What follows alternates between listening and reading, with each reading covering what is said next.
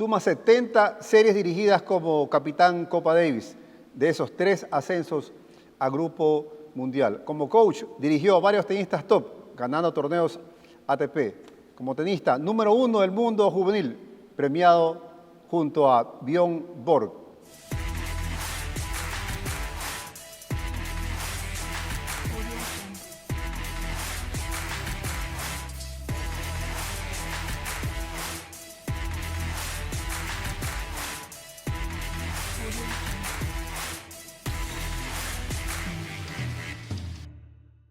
Hoy nuestro invitado en el podcast Case Tenis es el señor Raúl Vivere Cucalón, una leyenda del tenis, del deporte ecuatoriano. Raúl, un placer compartir contigo. ¿Cómo estás, Kenny? Un gusto siempre conversar contigo de tenis y siempre aquí dispuesto a contestar todas tus preguntas y más que nada tener una charla. Ese es el objetivo, Raúl. Tantos años en el tenis, ¿no? Desde que empezaste de chiquito ahí en las canchas del tenis club o donde arrancaste. Pero ¿cómo es tu presente ahora? ¿Con el tenis todavía?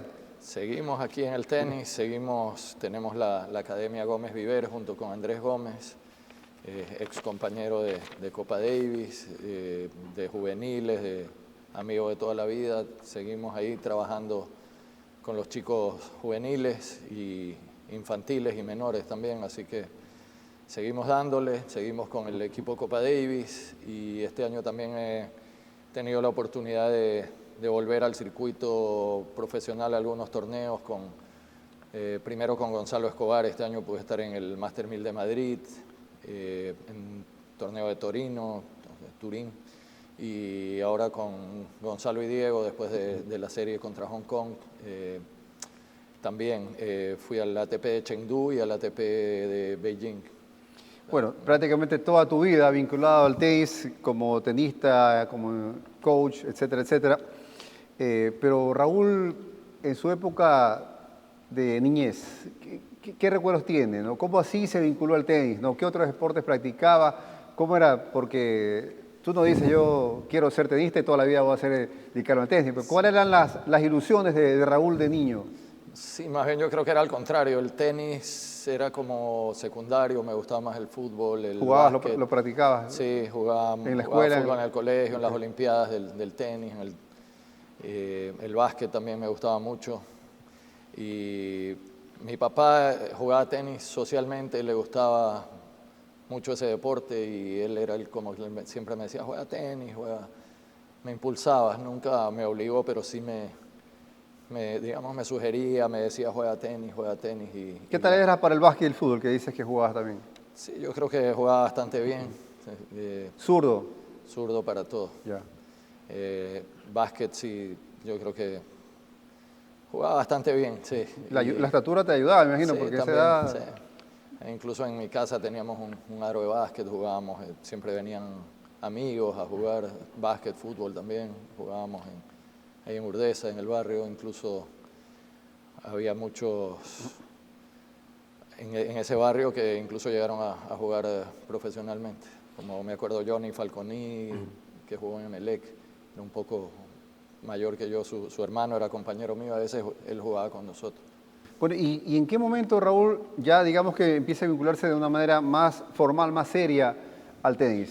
Fue a partir de los 12 años. A los 12 años empecé ya a tomarlo mucho más en serio. Yo jugaba más, como te digo, jugaba otros deportes, pero también jugaba tenis. Y en mi casa tuvimos una cancha de tenis y ahí a veces jugaba con amigos, pero no algo tan organizado ni tan serio. Como te digo, a veces quitábamos la red y jugábamos fútbol, jugábamos básquet. Y mi papá fue el que me dijo, Raúl, te veo jugando muy bien, anda al tenis club, ahí vas a tener más competencia, más Ya estaba en la escuelita de Miguel Olvera. Sí, yo había estado en la escuela de más chico y me había salido y después, como te digo, ya no había jugado nunca un torneo ni nada. Aprendí ahí con Miguel en la escuela. Y mi papá me dice, no, anda al tenis, ahí hay chicos de muy buen nivel que juegues con ellos. Y yo veía a muchos de ellos en los periódicos, Andrés Gómez, Donny Lobo, Hernán Luque. ¿No eras amigo de ellos? Fernando Negrete, algunos los conocía, pero no había jugado tenis con ellos nunca. Y bueno, iba yo ahí, como no me conocían, Yo llegaba al tenis, oye, ¿quieres jugar? Antes, en esa época, si no jugabas en el tenis, como que era prácticamente el único lugar que ahora hay muchos más clubes, incluso canchas de urbanizaciones, Claro. que hay chicos que juegan ahí. Entonces, como que 2, 3 días, 3, 4 días no iba ahí, no tenía con quién jugar, me O ponía sea, no te tomaban en no me cuenta. paraban bola, me dedicaba a hacer pared ahí, hasta que yo le dije a mi papá, no, ya no Quizás voy. porque te veían flaquito, capaz. Sí. No, y lo que te digo, si nunca me habían visto Yeah. ahí, no vas a Pero saber jugar. Andrés Gómez, Luque, Sí. Lobo, ellos sí, eran los buenos. Eran los buenos, o sea, Ya. los hermanos Pazmiño también. Ok. Había varios, era un grupo, esa fue una muy buena camada, Ya, ok. esa época. Y mi papá me dice un día, mi papá iba a jugar a las 5 de la tarde, después de terminaba de trabajar, salía a las 5 y iba a jugar con sus amigos ahí tenis. Entonces me dice, mira, anda hoy, si no, si nadie juega contigo, yo te consigo un chico a que juegues y ahí vemos. Entonces, ya, como él conocía a todos ellos, por él iba todos los días. No sé, efectivamente, no jugué con nadie, eran las 5 de la tarde, llega mi papá y lo ve a Fernando Negrete, que él y Hernán Luque eran el 1 y el 2 sub-12 de Ecuador, digamos. Y le dice, Fernandito, juega con Raúl un set. Yo dije, Aquí, me aquí. van a matar, yo lo había visto en el periódico, y jugamos un set, le ganó 6-4. Ya. O sea, ni yo entendía nada, digo, pero ¿cómo es esto? Entonces, ahí como que ya todos, oye, jugaste con Fernando y le ganaste un set, ¿cierto? Sí. Oye, ¿quieres jugar mañana? Ahí empezaron a tomar en cuenta entonces, Raúl. ahí Ok. ya me hice amigo de todos, empecé a jugar y Miguel Olvera me dice, oye, usted juega muy bien, voy a pedir un wildcard, una invitación para que juegue el campeonato nacional. Entonces yo entré, digamos, de una a jugar ya un campeonato nacional, el primer torneo de mi vida. Ya. Y me acuerdo, primera ronda, ese primer partido, cancha 3 de arcilla, le gané a Roberto y Casa Suárez, que era como el número 3 o 4 de Guayas en esa época. Ya. Le gano a él y pierdo con Fernando Negrete, que queda apretado, creo que 6-4, 6-4, 6-4, 7-5. Y él queda campeón nacional. Pero ahí ahí entré, digamos, al grupo ahí Miguel Olvera me dice, no, ya véngase usted al grupo de entrenamiento de los de alta competencia. Empecé ahí a entrenar. Y ahí ya me enganché, ya me gustó mucho el tenis. Eso fue cuando tenía 12. El año siguiente, comienzo de año, fui primera vez a competir fuera del país a Lima y quedé campeón singles y dobles, un torneo con Ecuador-Perú. Y ahí ya, sí, claro, eso fue sí, un año después. ¿Y cómo te ibas enganchando con el tenis? Porque ahora mismo tú agarras el celular y tienes partidos en vivo, ¿no? Sí. En esa época, me imagino que eran con las revistas nada más, empezaron a consumir... Yo sí había ido a algunos partidos. Me acuerdo hubo la Copa Mitre acá y mi papá me llevaba. Y incluso aquí vi a Vilas, Tomás Koch, Pato Cornejo, Ganzábal, me acuerdo de esa época, Iván Molina, Velus Prayú de Chile, y veía esos Cano de Argentina.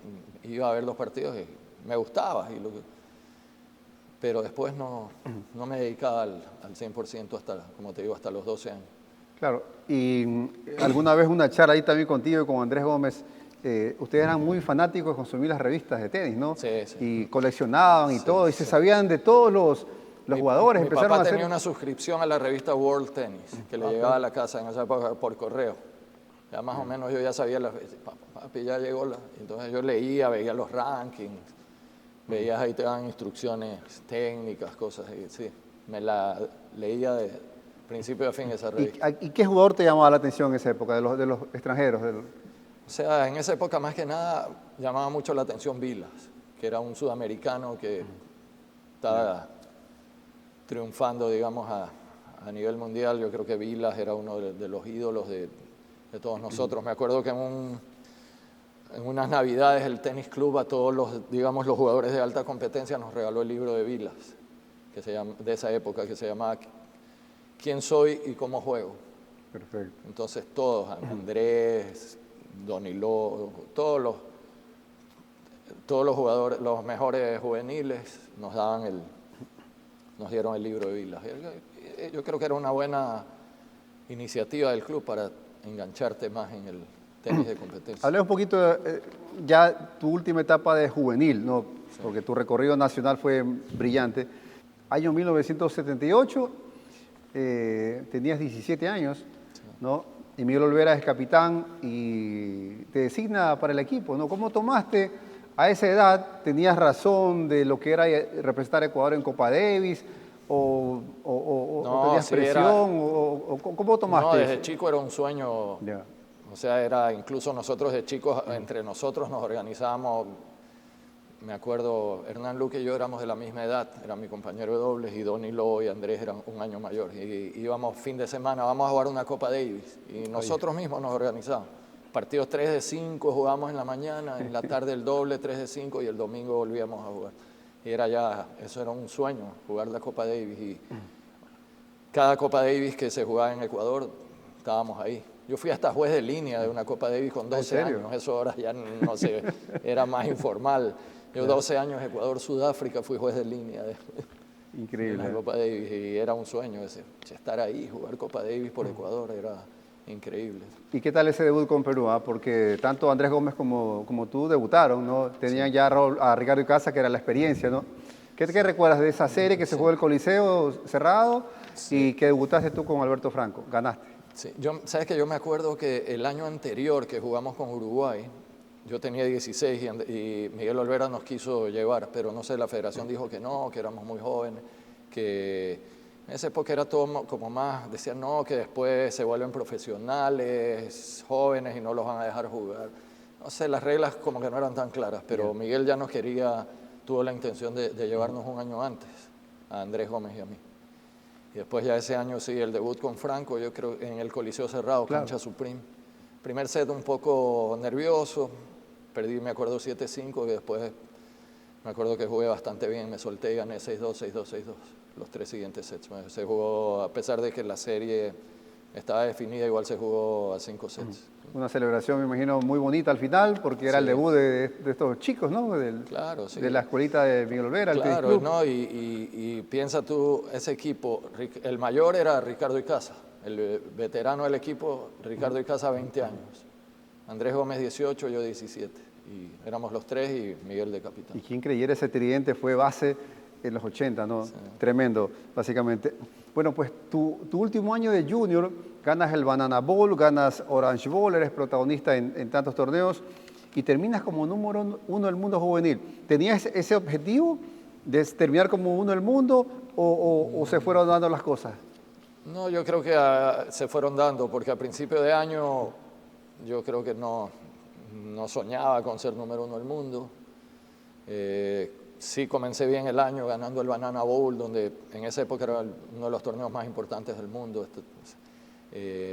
Venían europeos, venían de todos lados. Me acuerdo ese año estaba Tulane, Leconte de Francia, Michibata de Canadá, los españoles, Avendaño. Justamente yo le gané a Avendaño en la final.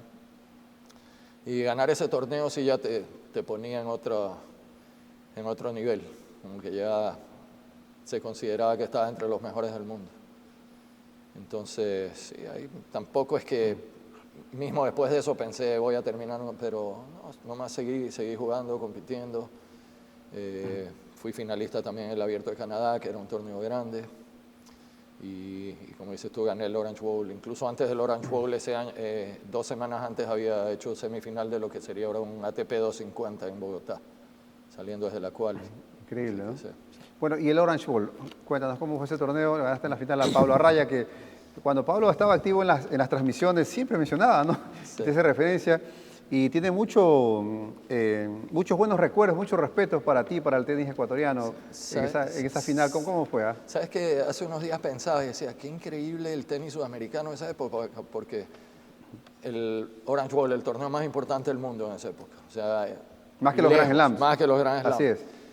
De los 4 semifinalistas de la categoría de 18 años, 3 sudamericanos. Yo le gané a Carlos Castelán la semifinal y a Pablo Arraya la final. Éramos los 3, digamos, éramos los 3 mejores de Sudamérica. ¿Sí? Y estar los 3 en semifinales, o sea, el nivel del tenis sudamericano estaba muy alto. Sí, esa época se jugaba, antes del Orange Bowl se jugaba la Sunshine Cup, que era el mundial por equipo sub-18. Jugaban los 32 mejores equipos. Entonces yo ya llevaba 10 días antes. Estuvimos ahí, solo Hernán Luque y yo fuimos el equipo de Ecuador. Le ganamos a Venezuela y le ganamos a Inglaterra 2-1 y perdemos con Suecia 2-1. Yo gané mi single, Hernán pierde su single y el doble lo perdemos 7-5 el tercer set. Pero nosotros no teníamos ni capitán, estábamos solos, los suecos con el capitán dentro de la cancha. O sea, en ninguna serie estábamos solos los dos. Y sí, tengo esos recuerdos de eso, estar los dos, entrenar juntos, salir a correr por Miami Beach. Disciplina propia, ¿no? Exacto, todos solos, sin entrenador, sin nada. Me acuerdo que ya para el Orange llegó mi papá. En Clay jugaron. En el Flamingo Park Clay verde, como Clay verde. se llama ya Hard True. Hard True. Green Clay le dicen también, arcilla verde. Bueno, aplaudan tu memoria. ¿Cómo fue el match point con Pablo Arraya? A ver. Te juro que el match point no me acuerdo. No te acuerdas. No me acuerdo. Qué raro, ¿ah? Me acuerdo el tiebreak del primer set, me acuerdo que él tuvo un set point en el primer set, y eso sí me acuerdo que me subí a la red y él falló un passing shot, lo apuré bastante. Y me acuerdo que el tiebreak yo lo jugué increíble, lo gané 7-1, y ahí sí me acuerdo que metí creo que 6 tiros ganadores, o sea, y el segundo set lo gané 6-4. Y cuéntame ya esa premiación que hicieron a los número 1 profesionales y a los número 1 juvenil, ¿no? Fue el siguiente año y premiaron a los mejores del planeta y estuviste con Bjorn Borg. Cuéntanos esa experiencia, dónde fue, cómo Sí, fue la situación. eso me acuerdo que fue en París, en un restaurante muy lujoso que se llama el Pré-Catalan. Sí, vinieron de Ecuador, vino mi papá y mi mamá a estar presentes en esa premiación. Me acuerdo que la número 1 del mundo era Martina Navratilova y no fue a la cena esta de gala de premiación porque ella jugaba el otro día uno de los primeros turnos Roland Garros. En Roland Garros, Okay. es durante Roland Garros. Estuvimos con Borg, me acuerdo, no, increíble verlo a Borg ahí, conversar con ¿Saludaste él. con él? ¿Conversaron Conversamos, algo? me acuerdo lo ¿Qué? que me dijo, exactamente lo que me dijo. Me dice, oye, ustedes van a tener un tremendo equipo de Copa Davis. Y él sabía todo, lo tienen ahí Casa, Gómez y tú. O sea, van a tener un equipazo de Copa Davis. Y no se equivocó, fue en 1980. Esa premiación fue el 80, sí. Ya. Así que eso me acuerdo que me dijo, el tipo muy sencillo, era un monstruo del tenis, uno de los más grandes de la historia. Y me imagino que tú lo seguías a él también, ¿no? Es su tenis, múltiple campeón de Roland Sí, Garros, ese de año Wimbledon, lo vi ya jugar uno de los ídolos. Lo vi jugar en persona ese año en Roland Garros, increíble. Excelente. Bueno, la transición a profesional, Raúl, cuéntanos, ¿cómo fue en tu caso, no? Tuvieron varias competencias en Estados Unidos, hacían giras ahí con Colón Núñez, con Andrés Gómez, O sea, grupo. ¿Cómo fue tu transición? Esa primera gira que hicimos, ahí yo todavía no pienso que ya está de lleno el profesionalismo. Esa gira la hicimos, Colón Núñez era el mayor, el que manejaba el carro alquilado, era un circuito por Florida. Ya. Ahí Andrés Gómez gana su primer torneo profesional. Y éramos Andrés Gómez, Colón Núñez, Donny Lobo, Hernán Luque y yo. Éramos 5 y ahí en un carro chiquito nos metíamos todos los 5, no sé ni cómo Con entrábamos, maletas, con las raquetas, todo. Colón era el único que podía manejar, que tenía Era el mayor. licencia, era el mayor. Y ahí viajamos por toda Florida. Y ¿Cuántas semanas más o menos? La primera semana no fuimos nosotros, donde Andrés gana. Andrés le da un wildcard en la quali y nosotros no fuimos porque nos dijeron ni vayan, que sin ranking no van a entrar en la quali. Yo ahí me acuerdo el último torneo en Pensacola pasó la quali, que eran 4 partidos. Y en primera me enfrento a Paul McNamee, que era un top 100, era creo que 80, 90 del mundo, y llegué a tener un match point, perdí en 3 sets. O sea, ya eso me da una buena pauta de que sí se podía jugar contra gente así, ¿no? En esa época nosotros estábamos ahí entrenando en la Academia Hoffman en Florida y viajando por Florida. Igual nos metíamos 5 en una habitación, o sea, no sé ni cómo entrábamos. ¿Y quién era, digamos, quién se merecía, o quién era afortunado de la cama, o lo mandaban al sofá? A veces ¿Cómo sorteaban? Sorteábamos. El que jugaba tenía prioridad a la mejor cama, algunos ahí hasta en el piso se dormía ahí, poníamos unas colchas. Y ahí una aventura todo así. Increíble, ¿no? Sí, sí. Y esos viajes en ese carro, ¿cómo era? ¿Carro alquilado? Sí, un carro alquilado. Yo no sé ni cómo entrábamos en ese carro con con todas las maletas, con todo. Íbamos así con los bolsos encima. Y a veces les tocó dormir en el carro o Me algún acuerdo, parqueadero. el primer torneo en Bonita Beach, yo sé que Andrés y Colón, ahí como te digo, Hernán, Luque, Don y Lobo y yo no fuimos a ese primer torneo. Y Andrés lo gana desde la cual. Y creo que durmieron la primera noche, durmieron en una lavandería, esas que Andrés y con Colón. moneda metes la ropa y lavas ahí para... Durmieron ahí. Y Andrés jugó la cual y después pasó la cual y ganó el torneo. Increíble, sí. Bueno, ¿y qué enseñanzas te dejó? ¿Ya estabas en la Academia Harry Hoffman ahí? Sí, o sea, íbamos a entrenar, habíamos ido 2 años antes la primera vez, por un mes, que este grupo, los que hablamos y Por algunos intermedio del más, Tenis Club. sí. La primera vez fue la federación Ok, de la tenis, más que nada una iniciativa, la federación tampoco tenía muchos recursos en esa época, era más una iniciativa, gente privada que se consiguió dinero para mandar a varios. Estuvo el mismo Roberto Jones, eso fue una iniciativa de Roberto de Bobby Jones, que era el presidente de la federación, Pablo Salame Santos, el papá después de Pablito Salame fue uno de los que fue, que era el mejor sub-12 de esa época. Mi papá también fue uno de los que estuvo metido en esa iniciativa, Agustín, también, ¿cómo es? Nicolás Febres Cordero apoyó eso. La Harry Hoffman era de las academias más prestigiosas del mundo en esa época. En ese momento era la más prestigiosa. En Florida. Y tuvimos la suerte, más que nada, Andrés Gómez, Ricardo Icaza y yo, de que Hoffman o sea, vio algo en nosotros y nos acogió, nos ayudó mucho, incluso ese Hubo año. una relación, digamos, Sí. muy afectiva entre ustedes Sí. de entrada. Él ese prácticamente. año nos manda a Andrés y a mí a Europa con todo pagado. Nos consigue con Rossignol una marca de raqueta. Ya. Había muchos jugadores buenos, americanos, algunos que incluso vivían en la academia. Nosotros no, nosotros íbamos en las vacaciones, un mes. Okay. Y los de Rossignol dijeron, queremos mandar un grupo pagado toda Europa. Y no sé, había muchas opciones, yo creo, para él. Y él dijo, Andrés y Raúl. Me acuerdo que nos invitó a cenar y nos dice, oye, ¿qué les parece esto? ¿Ustedes quieren ir a Europa? ¿Todo ¿cómo? Todo pagado. Todo pagado. Con un entrenador de la academia también. Ya. Sí. Buen feeling entonces con Harry Hoffman, ¿no? Sí. Creía mucho en ustedes. Sí. La verdad que sí, él sí nos impulsó bastante a los tres, yo creo. Cuéntame, ¿tú qué raqueta usabas antes de la Rossignol?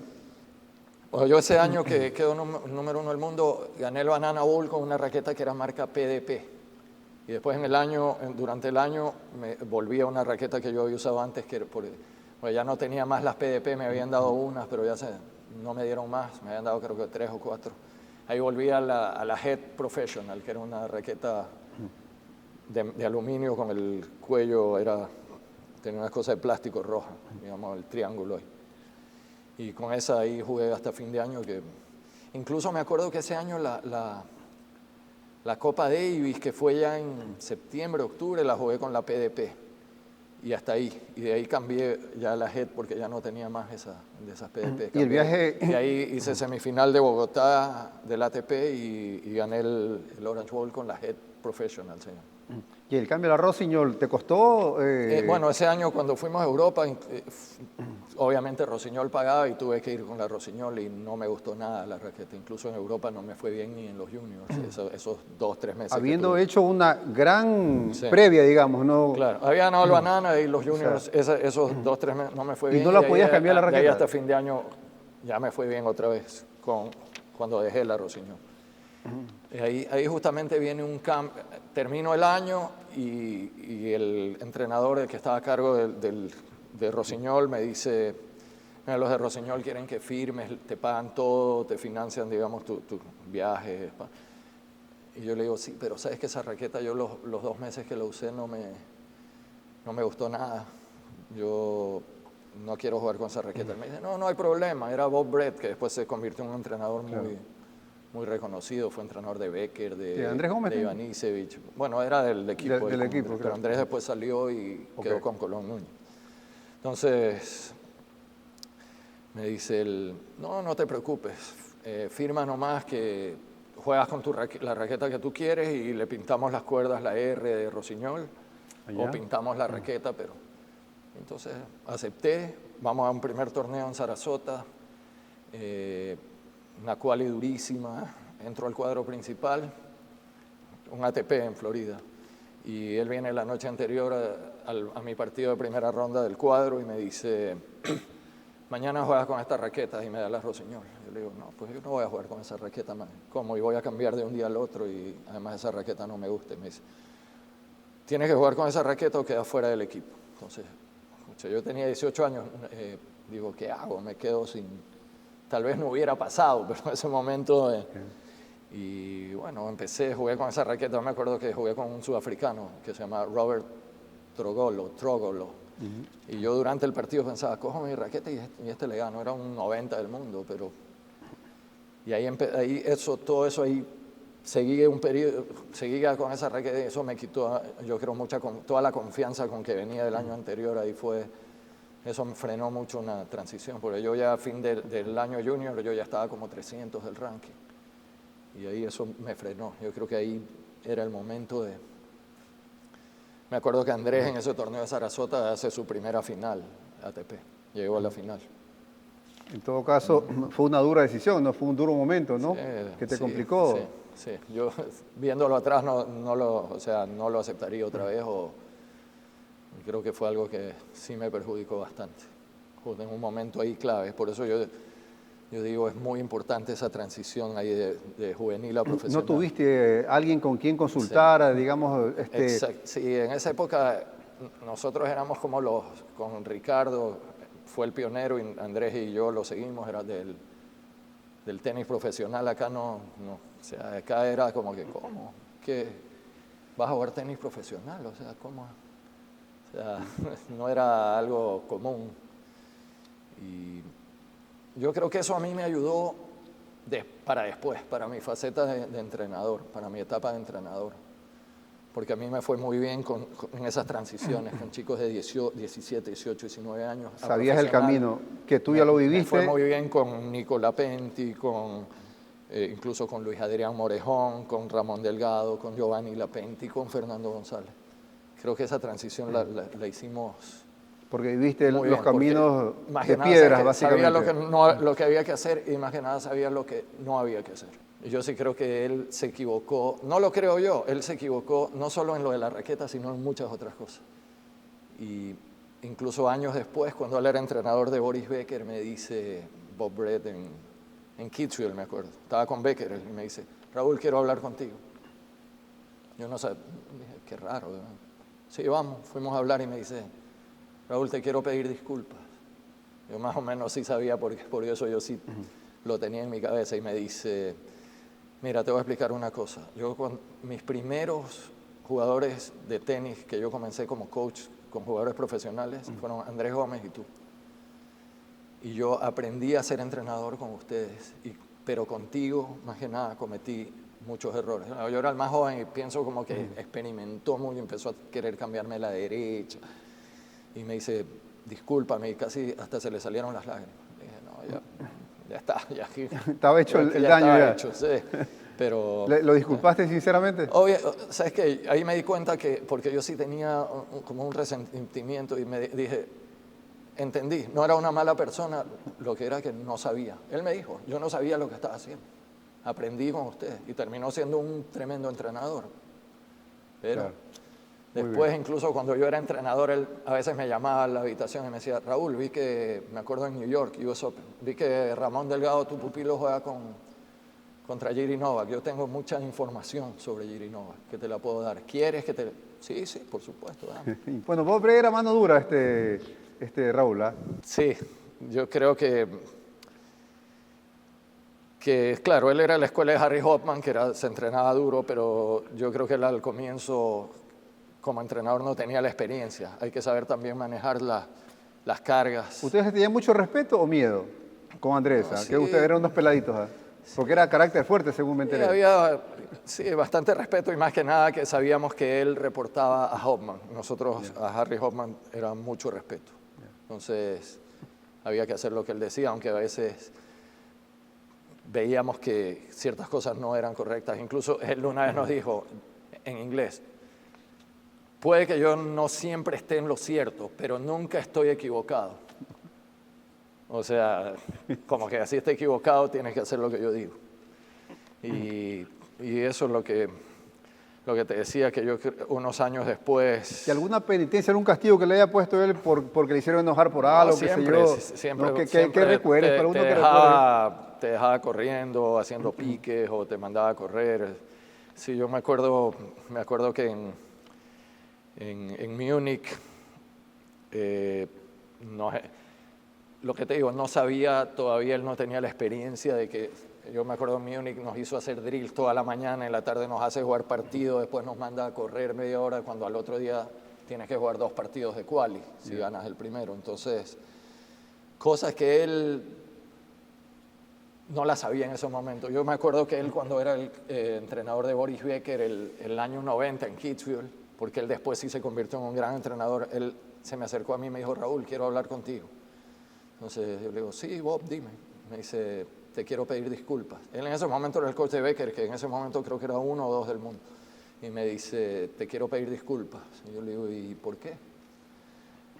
Mira, yo tenía, me parece que me dijo 26 años cuando yo empecé a viajar contigo y con Andrés. Y yo ahora me doy cuenta que yo no tenía idea de lo que estaba haciendo y cometí muchos errores, especialmente contigo, que te perjudicaron a ti mucho.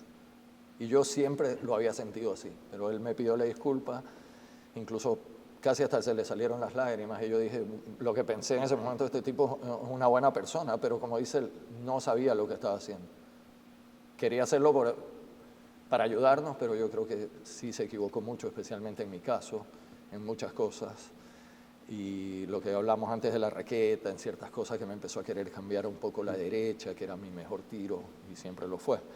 Y desde ahí como que siempre tuvimos una relación mucho mejor, incluso yo después era, como entrenador, él, me acuerdo en el US Open me llama por teléfono en la noche de la habitación y me dice, Raúl, vi que tu pupilo Ramón Delgado juega contra Jiří Novák y yo tengo mucha información sobre él, ¿quieres que te...? En esa época no era internet, entonces me dice, nos reunimos y te enseño todo lo que tengo, te digo, y, sí, no hay problema.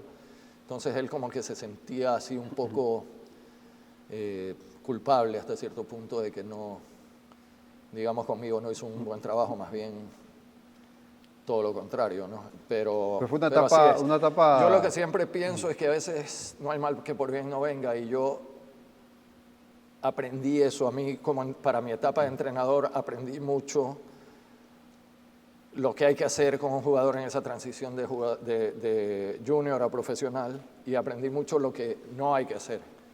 Y por eso yo creo que en esa etapa, a mí como entrenador me fue muy bien con chicos que daban ese salto al profesionalismo, Fernando González, Nicolás Lapenti, Luis Adrián Morejón, Ramón Delgado, Giovanni Lapenti. Yo creo que con todos hicimos una muy buena, chicos de 17, 18, 19, 20 años.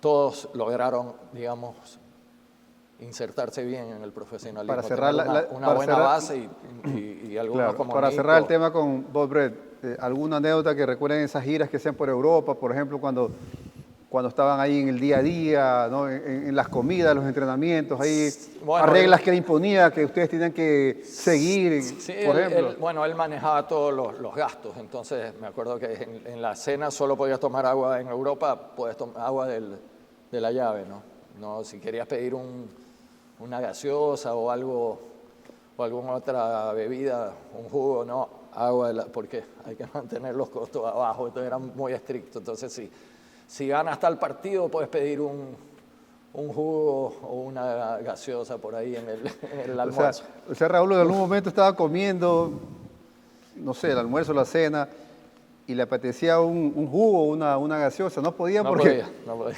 no podía. Increíble, ¿no? Ahora, en muchos de los casos, y está bien, ¿no?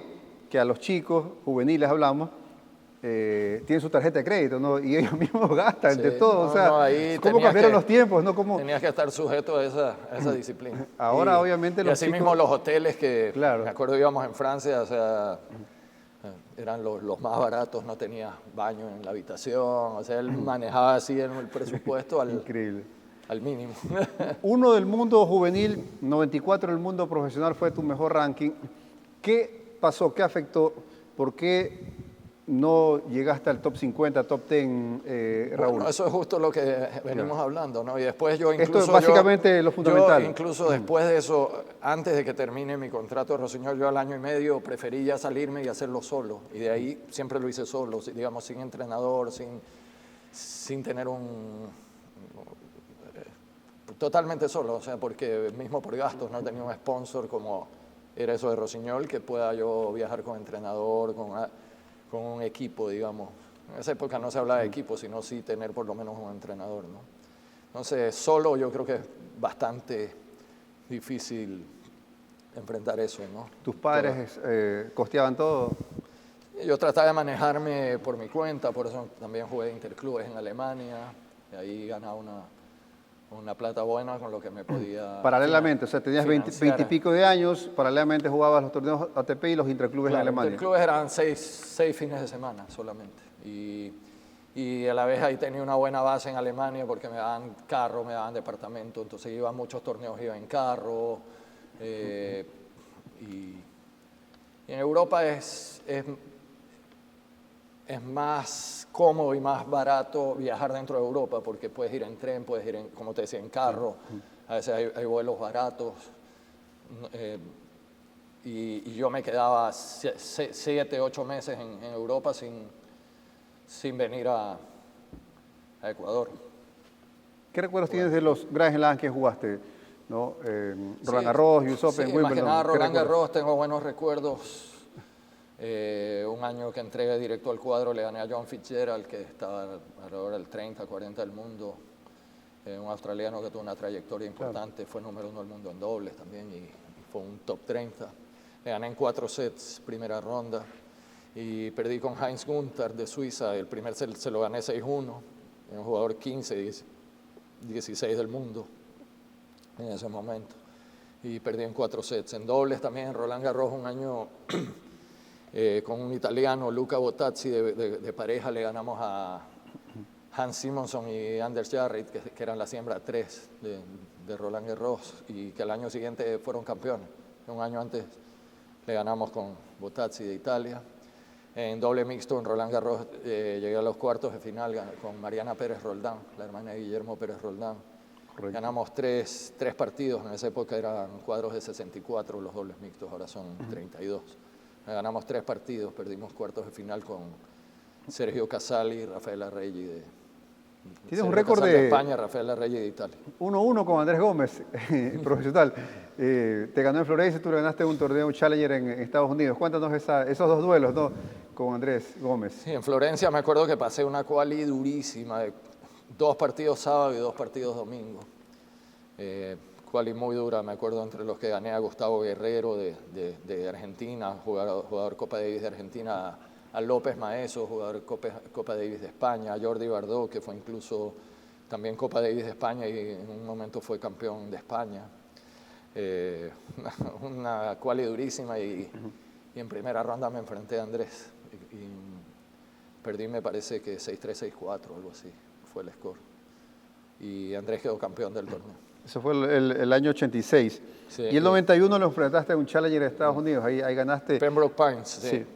Ahí vine desde la quali también y gané el torneo. En semi le gané a Andrés un partido... 3 sets. Es un partido muy duro. Primer set un quiebre a mi favor, segundo set fue 6-3, un solo quiebre. Me acuerdo que los dos estábamos sacando muy bien y no nos quebrábamos el saque. Segundo set, un quiebre para él, 7-5, y el tercer set, 5-4, no nos habíamos quebrado ni una vez, y ahí 30-40 en el primer match point que tuve y le gané el partido. ¿Cómo es enfrentarse a un amigo, a un hermano prácticamente, ¿no? En la cancha, ¿no? Sí, nos conocíamos bastante. Incluso esa semana, previa a ese torneo, habíamos estado entrenando juntos todos los días con Andrés y el Pato Rodríguez. Y el Pato Rodríguez era el entrenador de Andrés, pero me ayudó a mí bastante para ganar ese torneo. Entrenábamos todos los días y me decía, qué bien estás jugando, Raúl, me decía. Yo me acuerdo que me dijo una cosa que me dio mucha confianza. Me decía, tu derecha es lo que te digo, es la diferencia entre estar solo, y mira que él no era mi entrenador, pero me ayudó esa semana. Y me decía, tu derecha es impresionante, me decía, porque me acuerdo que me dijo una cosa, Andrés, él hace correr a todos es un juego muy potente, saque la derecha.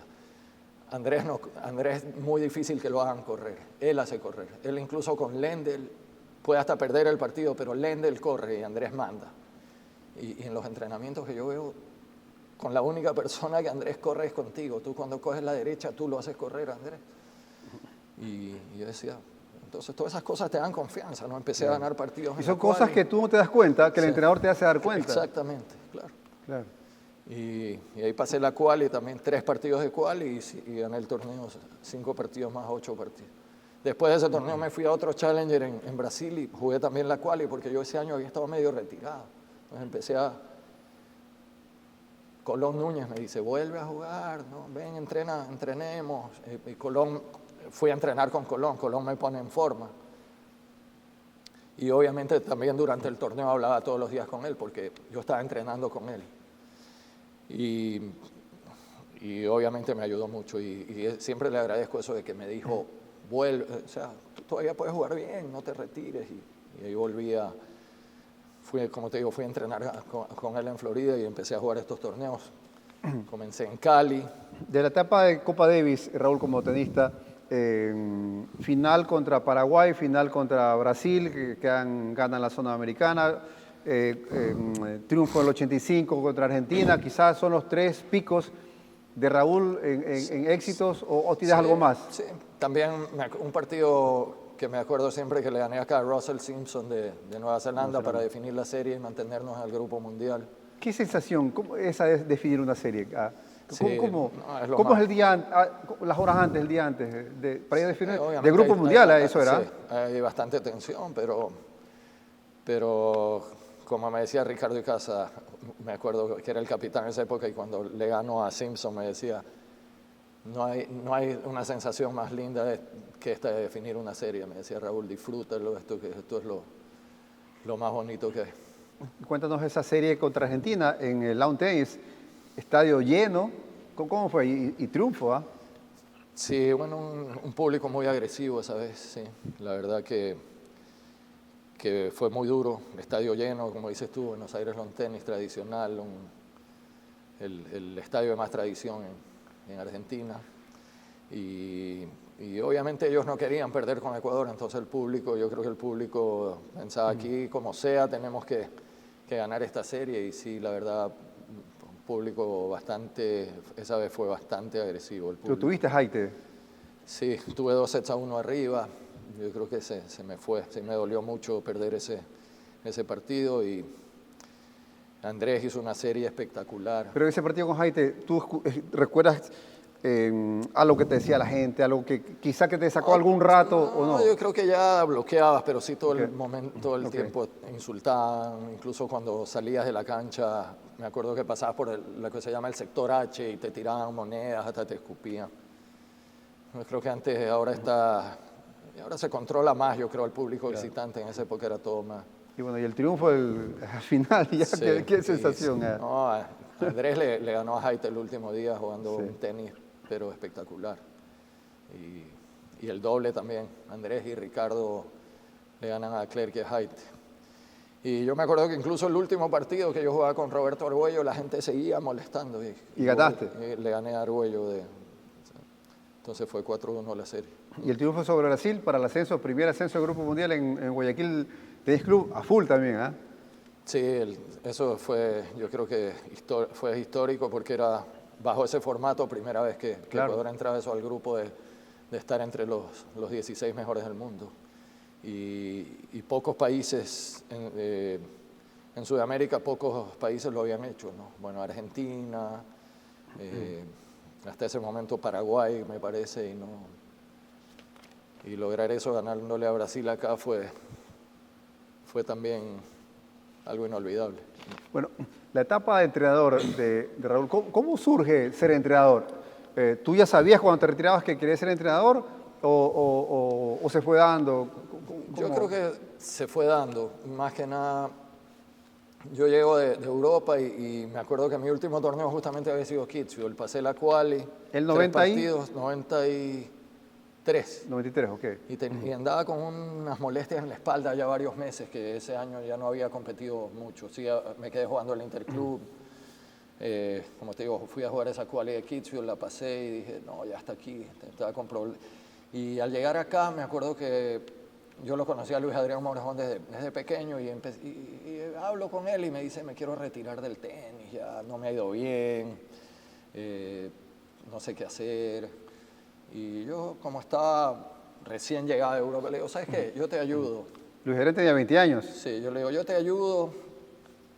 ¿Cómo te vas a retirar del tenis tan joven? Yo te ayudo y tú tienes condiciones como para...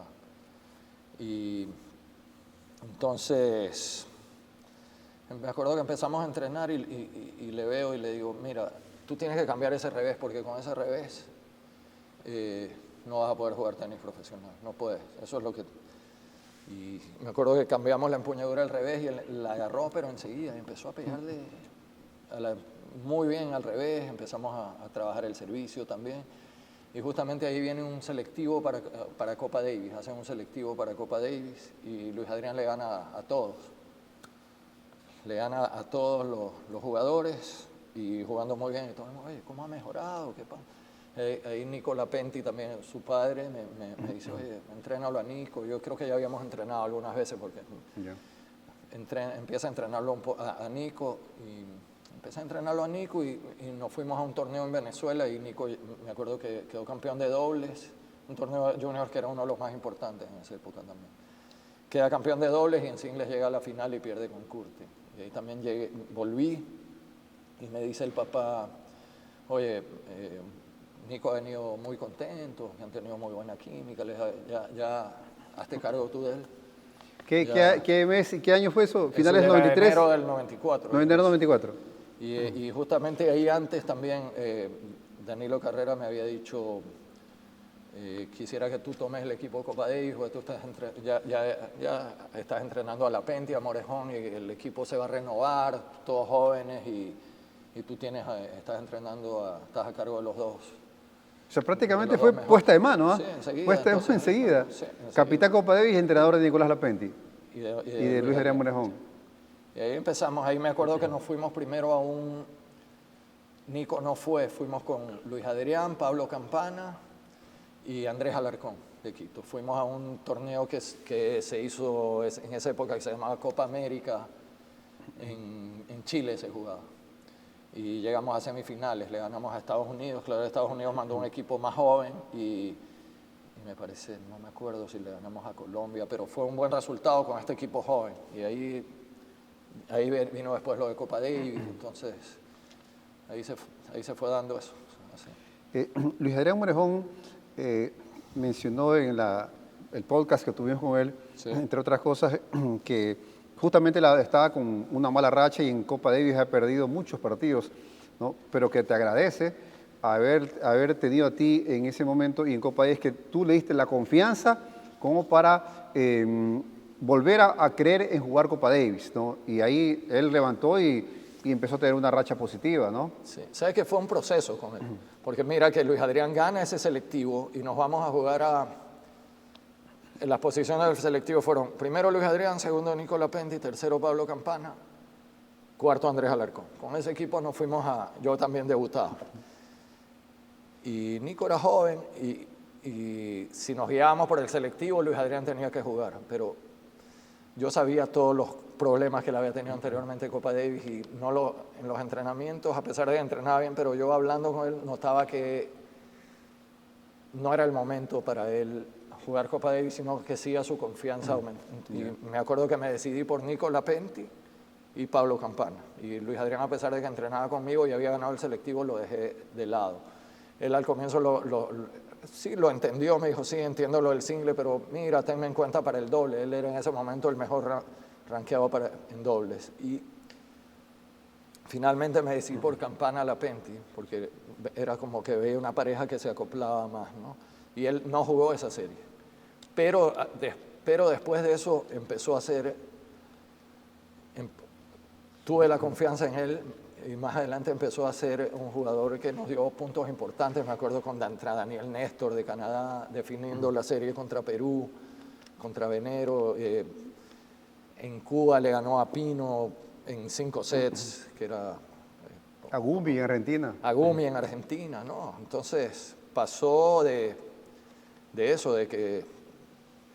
El entrenador, aparte de saber de tenis, obviamente, debe tener algo más. Saber hablar, saber llegar al jugador, comunicar, ser una especie de afectivo padre, amigo. ¿Qué debe tener un entrenador? Sí, yo creo que un poco de todo lo que nombraste antes. Tienes que saber llegarle al jugador, tienes que...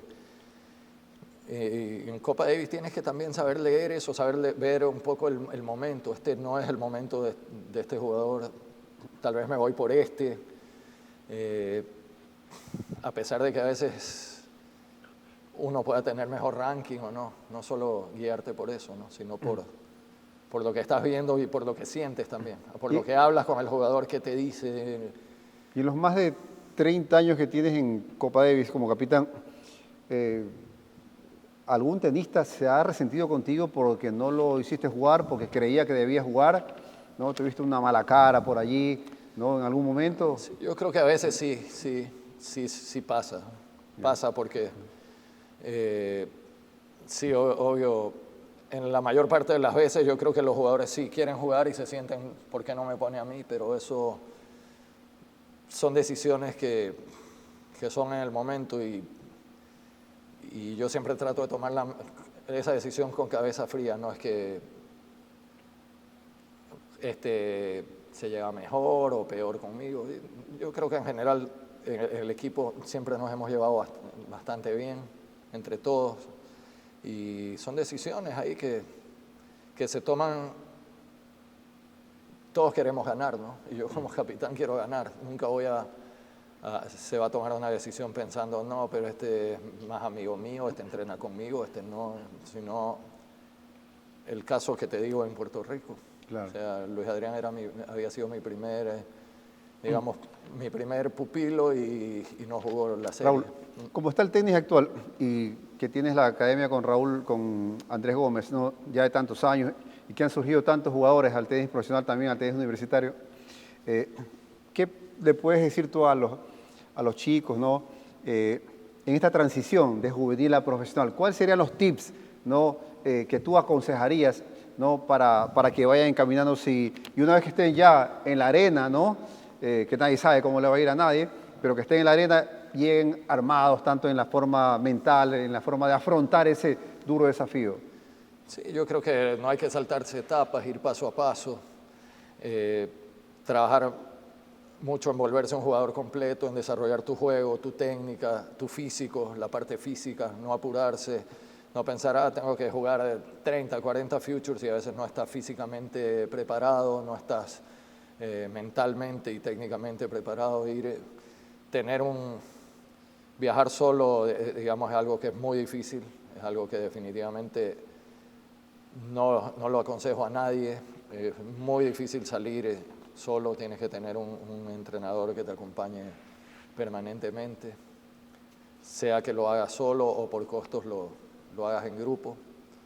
Y escuchar a tu entrenador, a la persona que esté al lado, si la tienes es por algo, confiar en él y escuchar a la gente que tiene más experiencia, que ha vivido estas etapas y que te pueden guiar. Roland Garros 1998, Raúl Oliver, entrenador de Ramón Delgado, y en el cuadro, bueno, pues están los mejores del mundo, un Grand Slam, Pete Sampras, rival del sudamericano Ramón Delgado. ¿Cómo trabajaron ese partido con Ramón antes de enfrentar a Pete Sampras? Mira, 2 semanas antes Ramón había perdido con Pete Sampras en Atlanta sobre arcilla verde en cuartos de final 7-6, 7-6. Y ahí estaba en esa época la ATP haciendo un experimento de que tú podías entrar después de un set y hablar con el jugador, discutir táctica. Y yo creo que eso nos ayudó bastante. Porque Ramón pierde el primer set 7-6, entro, conversamos bastante con él. Y después del partido también. Y te digo que cuando Ramón le gana en primera ronda a ¿cómo se llama? Un jugador checo, se me escapó el nombre ahorita, jugó muchos años, el hijo también, ahora está jugando profesionalmente. Gana la primera ronda y aunque tú no la creas, que Sampras era en ese momento tal vez que el mejor de la historia, pero sabíamos que en arcilla sí se le podía y ganar, y más que nada viendo el partido que había jugado con Ramón. Y aunque no lo creas, yo le decía a Ramón, este partido lo vamos a planificar, tú le ganas, tú tienes todo para ganarle a Sampras acá en Roland Garros. Y verdaderamente que lo hablamos y lo planificamos pensando en ganar, no es que Sampras. Pero puntualmente, ¿dónde atacaron? Me acuerdo una de las cosas que dijimos es todo sobre el revés, pero ni siquiera si la bola te queda que dices esta la puedo cambiar, no cambiarle a la derecha, porque el mejor tiro de Sampras es derecha corriendo, era la derecha corriendo y pensabas que lo tenía fuera de posición, le tirabas a la derecha, llegaba corriendo y o te hacía un winner o te dejaba muy mal parado. Eso era un asfixiado al revés, solo a la derecha si sabes que va a ser winner, si no cambio de dirección, nada. Y Ramón tenía un muy buen revés, con tu revés quédatele, si tienes que quedarte 20 bolas al revés, te le quedas 20 pelotas al revés. Otra que dijimos, en momentos claves puedes hacer saque y volea sobre el revés de Sampras.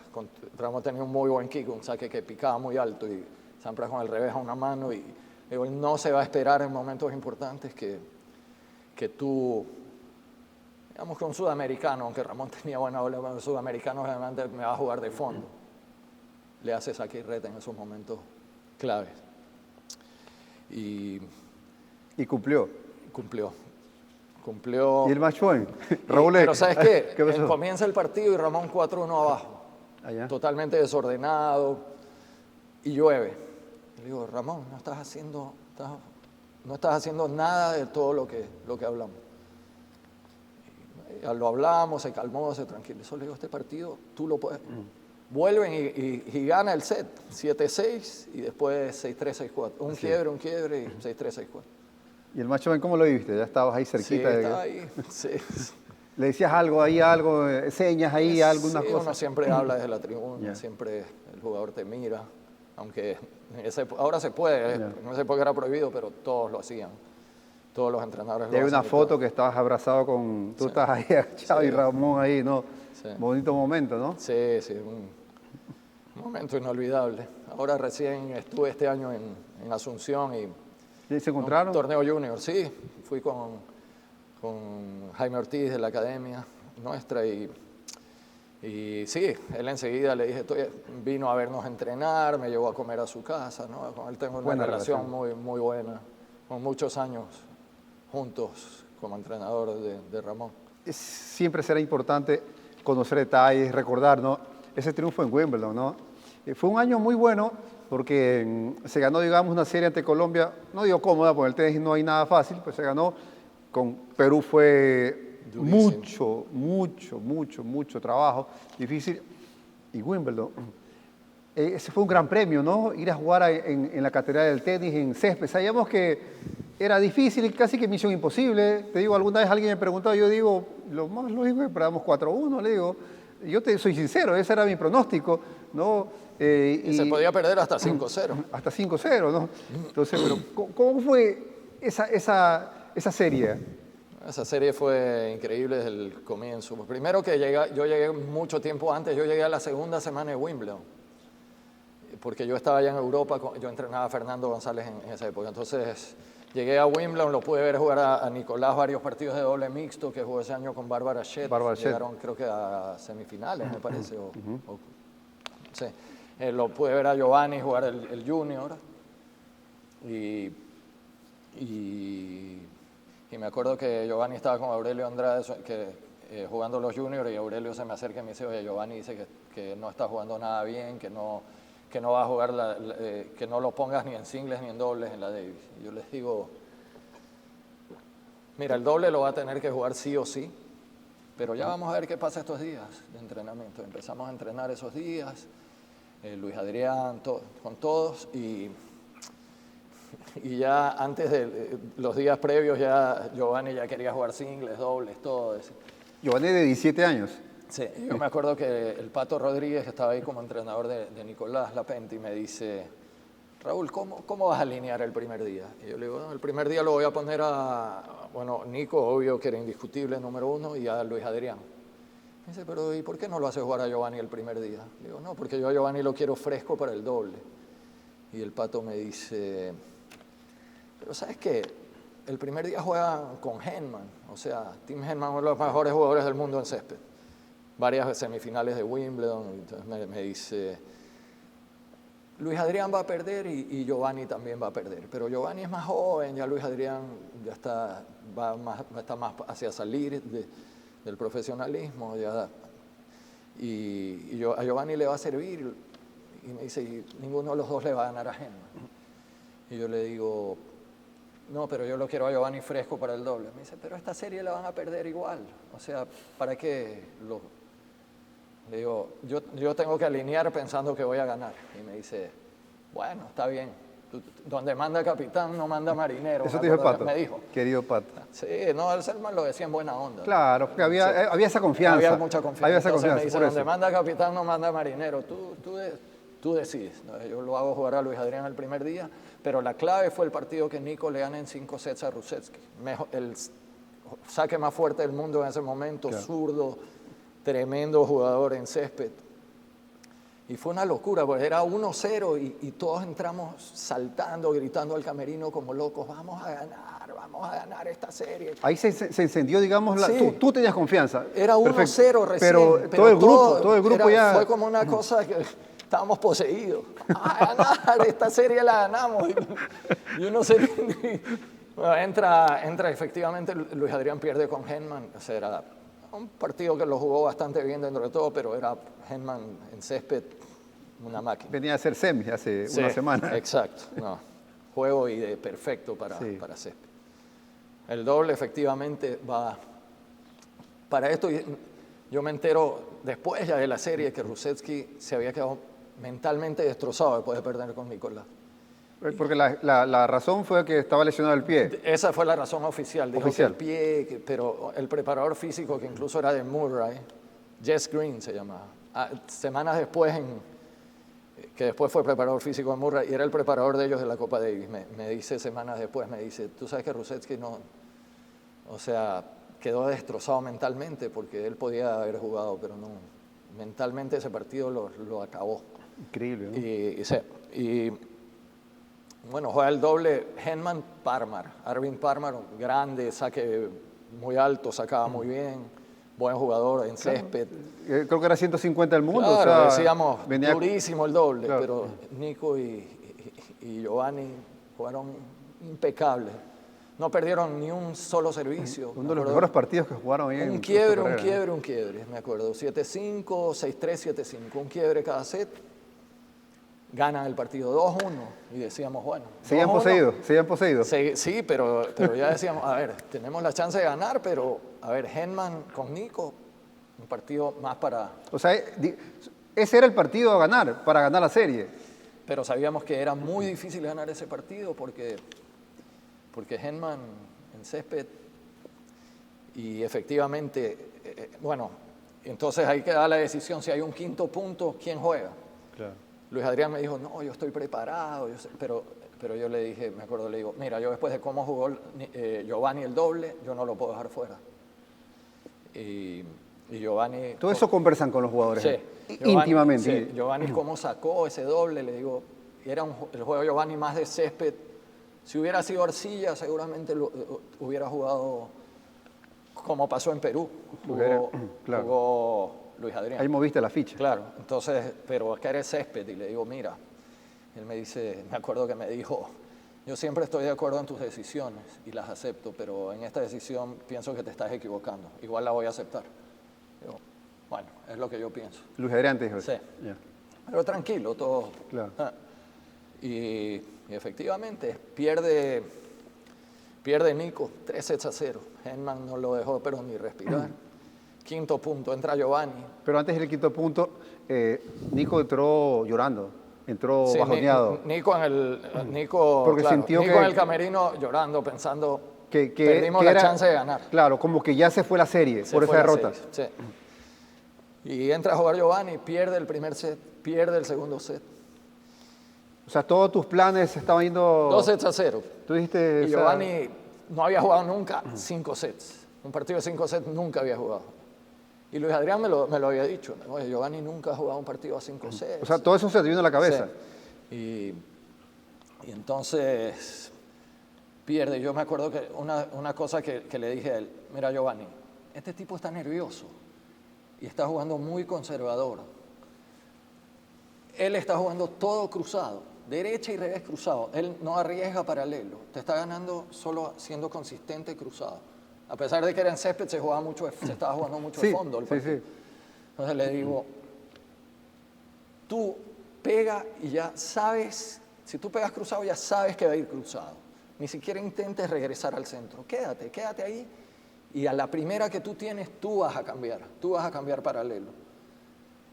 Y empezó Giovanni, empezó a ganar, gana ese set, ya el otro más nervioso todavía, gana el otro set, quinto set, se van Giovanni al quinto, me acuerdo que era 4-3 y no había quiebres, no había habido ningún quiebre En el quinto set. en el quinto set. Y yo le digo, vamos, le digo, No, y el público estaba encendido, claro, le digo, está oyendo. 4-3 para Giovanni, o sea, 3-4 sacaba para armar, quinto set. Y le digo a Giovanni, vamos que le quiebras acá.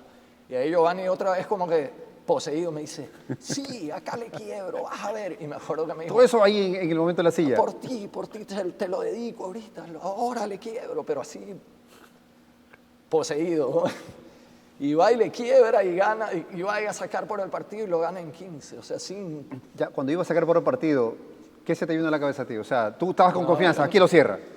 Sí, pero nervioso. Yo decía, es lo más difícil cerrar. Claro. Y un chico de 17 17 años. en Wimbledon. O sea, en Wimbledon, 11.000 personas había Sí, viendo sí, el partido. estaba lleno. 11.000. Y una sangre fría de Giovanni. Lo cerró en 15, me acuerdo. 40-15, pim, cerró. Una locura. Una Y después locura. la vuelta olímpica, Sí, ¿no? no, eso es inolvidable. Eso le costó el puesto a un montón de gente en la Federación Inglesa, desde dirigentes, entrenadores, de todo. Fue porque, para ellos algo vergonzoso. claro, tienen un presupuesto de 500, 600 millones de dólares al año. Y me acuerdo en la previa, incluso un capitán inglés, que había sido capitán Davis, anteriormente David Lloyd, una familia de tenis. John Lloyd fue uno de los mejores jugadores también ingleses en los 80. Y había dicho, no, pero Ecuador esa serie es muy fácil ganar. Eso es como jugar con un colegio de ciegos. Jugar con Ecuador en césped es jugar con un colegio de ciegos. Además, porque no teníamos cancha Ni de siquiera había césped. cancha de césped. ¿Acá? O sea, ¿No? entonces, sí, eso es algo histórico. Ese año la revista Tennis Magazine lo declaró la sorpresa del año en el tenis mundial fue eso, el upset of the year, salía en inglés. O sea, Y los Ecuador medios... ganarle a... Hablamos del año 2000, ¿no? Sí. Ahora las comunicaciones mucho más rápidas, ¿no? Claro. Pero ahí en esos momentos yo recuerdo que mucha prensa internacional los contactaban, ¿no? Sí. Para las entrevistas y todo, ¿no? Sí. Yo me acuerdo que de ahí me fui a Stuttgart, a un torneo en arcilla en Alemania, con Fernando González. Él me encontré ahí con él. Me decía, oye, ¿cómo hicieron? ¿Pero qué hicieron? Me decía. Esa era la comidilla de todos los tenistas Sí, en sí. el Tour. ¿Qué hicieron para ganar esa serie? Nadie entendía nada. Y cuéntanos, ¿qué tal compartir con Pancho Segura esa serie? Que estuvo ahí en esa serie, ¿no? Yo tuve la oportunidad también de estar ahí presente y compartir en algún momento con ustedes, ¿no? No todo el rato, porque no soy parte del equipo, pero ¿qué tal esa convivencia con Pancho Segura? Pancho, me acuerdo haber estado en la cena oficial, en la cena oficial de la Davis, que ahora ya no se usa mucho eso de la cena, se quitó eso de la cena obligatoria antes de estar ahí él con el equipo y siempre anécdotas divertidas, así, sí. Sí. Siempre es un plus, ¿no? Tener ahí alguien que ha estado en momentos tan importantes. En todo caso, fue ascenso al grupo mundial. Sí. Otra serie que me parece interesante también que nos cuentes detalles, la que se ganó a Brasil en el Gigantillo, ¿no? Que también produjo un ascenso al grupo mundial ahí con Nicolás Lapenti ganando el último punto en 5 sets. ¿Qué recuerdos tiene esa serie? Recuerdo lo que sufrí en ese quinto punto fue, creo que Nicolás gana los 2 primeros sets y empieza a Marcos Daniel. Sí, se empieza a calambrar. Pero también esa serie fue clave el doble. Nicolás y Giovanni le ganaron a Marcelo Melo y Andrés Sá, que era una de las mejores parejas del mundo en ese momento. Y también 8.000 personas ahí en Brasil, público visitante. Guga estuvo también dando una vuelta por ahí. Jugó también Julio César Camposano, era parte del equipo, era Nicolás y Giovanni, Julio César Camposano y Carlos Avellán, era el equipo, los 4. Y bueno... Se empieza a calambrar a Nicolás. Yo me acuerdo que lo veo a Nico... ¿Cómo sacan el partido? Me doy cuenta y en un cambio de lado le digo, ¿te estás calambrando? Y me dice, no, tranquilo. Para mí decía, y ya después ya era imposible ocultarlo, y le digo, oye, y me dice, Nico era muy sangre fría, y me acuerdo que le digo, ¿estás con calambre? Sí. Bueno, ahí vamos viendo cómo lo manejamos. Entonces pierde el tercero y pierde el cuarto corriendo muy poco. Y en eso ahí, bueno, con tratamientos, masajes, tratando de tomar electrolitos. Y en el quinto empieza a moverse un poco más y a Nicolás, y con la experiencia ahí lo iba manejando. Y me acuerdo que se va arriba, creo que 5-2 o 5-3, y Marcos Daniel le levantaba el partido, le levantaba match points, le remonta 5 iguales, 6 iguales. No me acuerdo en cuánto terminó el partido, pero no sé si fue 8-6, 10-8, no había tiebreak. Pero increíble, o sea, mucho más entero Marcos Daniel y físicamente, y Nicolás aguantando ahí más que nada con esa fortaleza mental que él tenía. ¿Qué le dice el capitán a un jugador en esas circunstancias, ya en los últimos cambios helados, ¿no? Ya de ese partido? ¿Qué le puedes decir? Él iba diciendo, vamos aguantando lo que sea, cuando puedes sube a la red a cortar los puntos. Yo me acuerdo que cuando Marcos Daniel le subía a la red al revés y Nico tiraba globos, ya era un punto perdido. Marcos Daniel, buenos globos a veces de Marcos Daniel y de Nico, y Marcos Daniel se iba casi hasta atrás y remataba y ganaba el punto. Yo me acuerdo que en un punto clave, creo que fue cuando Nico quiebra, me parece. Cuando ya el match point, creo que entra Marcos Daniel y Nico le tira un globo. Yo dije, ya va a rematar. Y como que lo sorprende y lo pasa. Y Nico se va a la red, era match point. Y Marcos Daniel la juega ya desde atrás. Y Nico como que le iba a volear y la deja. Y yo pensé que la bola iba a entrar y se va así. Y ahí gana Nico el partido. También, y locura la cerveza. Fue una de las mejores celebraciones que he visto. Sí, una locura esa celebración. Y después fuimos a un restaurante, me acuerdo, a un rodicio, comíamos a comer de todo. Y felices ahí celebrando. ¿Por qué Nicolás Lapenti jugaba partidos tan largos, a 5 sets? ¿Por qué? ¿No? ¿Y cómo lo sufrías ahí? O sea, No, yo le he visto partidos increíbles a Nico, pero increíbles. O sea, me acuerdo aquí cuando le gana a Shane Schalken en Guayaquil. En el Club Nacional. Los primeros 2 sets Schalken le gana 6-3, 6-1. Una paliza, y dices, no hay por dónde. Y Nico logra imponer su juego, irlo metiendo al otro en su juego de peloteos largos. Y él no tenía miedo de jugar partidos largos, al contrario, más largo mejor. Otra anécdota que tengo de Nico, jugando en Austria, Nico no era Meltzer el primer, Kubek, Stefan Kubek, zurdo. Pierde Nico fácil los 2 primeros sets, y en el tercero va 4-1 abajo. Y en el cambio de lado, yo diciéndole a Nico, dale, yo te he visto levantar partidos así, dale, vamos, sigue, que si se alarga tú lo ganas. Y se va Nico ya, y atrás estaba Alejandro Gatti, que era el Colorado Gatti, que era el entrenador Coach. de Nico personal. Claro. Y me dice, flaco, relájate. A este flaco, o sea, a Kubek, no hay con qué darle hoy. Porque está hecho una máquina, winner de todos lados. Derecho, Zurdo, ¿no? Zurdo. Y me dice, a este no hay con qué darle hoy, como diciendo, relájate. No Ya está. Y yo, y te juro, me acuerdo, le contesto y le digo, con Nico hay que esperar hasta el final. Con Nico nunca se sabe. Ganó el partido. O sea, yo le he visto hacer esas cosas a Nico Lapenti. Impresionante, impresionante. Te sacó muchas canas, imagino, ¿no? Todas estas. Todas son culpa de Nicolás. Sí.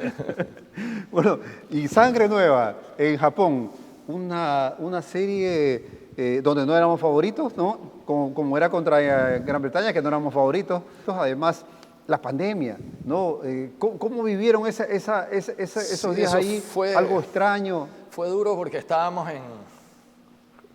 en Columbus, Ohio, jugando un Challenger y estábamos con todo el equipo. Estaba Emilio, estaba Roberto, estaba Diego Hidalgo. Estábamos todos ahí.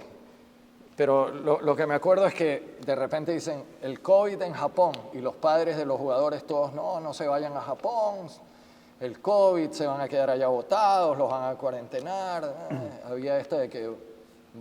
No ir y perder la serie por 2 presentaciones. Sí, de tratar de que cambien la fecha, pero la ITF no lo quería hacer. Y de repente ya nos reunimos todos, ya hay que decidir esto. Y dijimos, vamos con todo, vamos a ganar esa serie, que era para subir al Grupo Mundial. Claro. Entonces, sí, bueno, llegamos, se jugó sin público. Primer día, bueno, Emilio con Gozo Eda, que era un partido igual duro, jugadores que eran top 100, ¿no? Y Emilio jugó muy bien, gana 7-5, 7-6, y el partido clave que nos encaminó esa serie fue el partidazo de Roberto Quirós con Uchiyama, que era 90 del mundo en ese momento. Y Roberto, me acuerdo que ese partido sacó impresionante. Primero y tercer set Uchiyama no le quebró, fueron 7-6, me parece que 2-6 o 3-6 el segundo, y el tercero nuevamente Roberto sacando espectacular. Y partido también de infarto, ese partido sí fue unos nervios, una tensión tremenda, porque Roberto tuvo oportunidad de 0-40 para ganar ya el partido, y volvía a Uchiyama y finalmente lo gana en tiebreak. Y salvó también match points, me parece. Entonces, fue un partido de infarto y eso nos 2-0. Nos puso 2-0, nos dio tranquilidad. Al doble fue Gonzalo y Diego. El doble Gonzalo y Diego, pero sabíamos que ellos tenían un muy buen doble. Claro. McLachlan, durísimo también era. McLachlan, que era un especialista en dobles, top 50, creo que estaba 40 del mundo, y Uchiyama era un doble muy duro también. Pero ahí se lo ganó en 2 sets. Diego y Gonzalo jugaron, pero impecable ese partido. Ya para ir terminando, Raúl, ¿por qué Ecuador, siendo un país que no produce tenistas de alta competencia en grandes cantidades, siempre ha estado peleando? Porque aquí estamos solamente hablando de los ascensos, pero ahí tuvimos varios playoffs que estuvimos en las puertas de ascender, ¿no? ¿Por qué crees que tantos años el equipo de Ecuador, Copa Davis, siempre está peleando y coqueteando con grandes rivales? Yo creo que acá, para los ecuatorianos, la Copa Davis es algo muy importante, y los jugadores generalmente, los jugadores nuestros han dado lo mejor de ellos en Copa Davis. Siempre hay esa tradición, hay esa mística, y hay eso de que cuando juegas por Ecuador en Copa Davis lo das todo, y hay mucho compromiso. Y sin ir más lejos, ahora esta última Davis, el debut de Marcos Chan, un chico joven, sin muy poca experiencia, recién está comenzando a jugar Futures. Se creció en ese partido con Wong, que le sacó un set, y me gustó mucho su actitud. Y mira, el último día Gonzalo, sin jugar 3 años, un partido de singles, se pone la camiseta, me dice, toda la semana él me decía, Raúl, si hay que definir y Emilio no puede, yo voy. Y la verdad, de sacarse el sombrero lo que hizo él en ese último día, incluso habiendo jugado un single antes, y con el calor y la humedad que hacía en Hong Kong, que era algo impresionante. ¿Qué te dejó el tenis? Sigues vinculado al tenis, pero ¿qué te dejó en tu etapa de tenista y en todo lo que estás haciendo hasta ahora? ¿Qué te está dejando el tenis? ¿Qué es para el tenis Sigue para ti? dejando experiencias que yo creo que no las hubiera vivido jamás. En lo personal, en lo que es la competencia, lo que es haber viajado por todo el mundo compitiendo y ahora compitiendo de otra manera como entrenador. Y te deja muchas enseñanzas. Yo creo que te fortalece mucho el carácter, el tenis. Eso se lo digo siempre a los padres de chicos que compiten. Le digo, ganen o pierdan, están aprendiendo. Y esto les va a servir en la vida, sean o no sean después tenistas profesional. Te hace muy fuerte mentalmente, te enseña mucho. Y también me ha dejado muchos amigos en todo el mundo. Donde voy, conozco gente o sigo conociendo gente nueva. Yo creo que la gente que conoces por medio del tenis, por medio del deporte, se crea un vínculo diferente, un vínculo muy, muy especial y yo creo que es un deporte para toda la vida, ¿no? Yo todavía disfruto de pegarle a la pelota, de seguir enseñando, de seguir aprendiendo también, de seguir viajando a torneos de todo nivel, no solo a Copa Davis o torneos ATP. Disfruto ir a torneos juveniles, a torneos locales, nacionales. Es una pasión. Mucha energía y cuerda para rato todavía, Raúl, ¿eh? Mientras siga disfrutándolo, yo creo que siempre lo voy a disfrutar. Vamos a ver, seguimos ahí.